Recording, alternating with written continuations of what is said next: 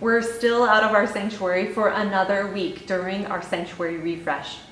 We are so excited and eager to see how beautiful and welcoming this space will feel when we return. And while we're out of the sanctuary, we are encouraged on July 21st to attend another church for worship together. That can be intimidating. Many people are uncomfortable with differences they don't understand. This can be true of church services as well as of cultures. Why do some people take their shoes off before entering a house?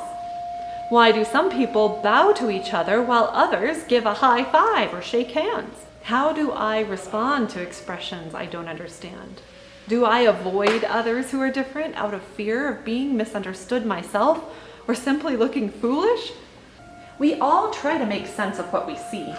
In Acts 2, Luke describes a situation that was totally different from people's experience or expectations. It says this: "There were many Jews staying in Jerusalem just then, devout pilgrims from all over the world. And when they heard the sound, they came on the run. And when they heard, one after another, their own mother tongues being spoken, they were blown away. They couldn't for the life of them figure out what was going on, and kept saying, 'Aren't these all Galileans? How come we're hearing them talk in various mother tongues?' Their heads were spinning, and they couldn't make sense of any of it. They talked back and forth, confused. 'What's going on here?' Others joked, 'They're drunk on cheap wine.'" Now, these people were confused because they were having a different experience. Languages that they hadn't been able to speak all of a sudden were being heard. And as beautiful as this was, human nature kicks in and we try to figure out an explanation, even a ridiculous one. They are drunk on cheap wine. Instead, God calls us to a heart of understanding. The story continues that when Peter stood up, backed by the other 11, spoke out boldly with urgency, "Fellow Jews, all of you who are listening in Jerusalem, listen carefully and get this story straight. These people aren't drunk as some of you suspect.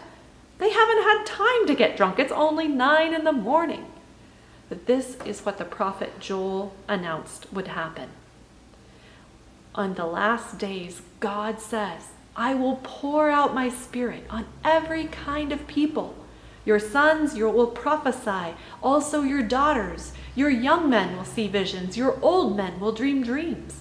And when this time comes, I'll pour out my spirit on those who serve me, men and women both, and they will prophesy." See, diversity of expression is a sign of the Holy Spirit at work in the world and within the church. And I think that looking for what good may come out of these differences is a sign of faith and of the Spirit working in our lives. Our spiritual curiosity is a response of love to others, which shows our faith in a God who pours out his Spirit on every kind of people, all nations, men and women, young and old. And as we're encouraged to worship at another church this week, we have an opportunity to practice spiritual curiosity about the ways that others practice their faith and worship services. While some of our denominational differences stem from things we would consider right or wrong, largely our practices diverge because of style and cultural preferences. Our misunderstandings is a result of the fall. But I believe God, in his work in the church, redeems even our individual faults and creates a story of redemption out of our differences, our misunderstandings, and the pain we cause each other. God is also using our differences to make a beautiful mosaic of redemption stories all woven together. So whether you experience differences in worship services this week or just around in your community, may we develop that spiritual curiosity of wanting to learn and to celebrate what diversity of practice God gives to all of us. Curiosity and sincere questions about each other's perspectives are usually received with gratitude. God's peace be with you.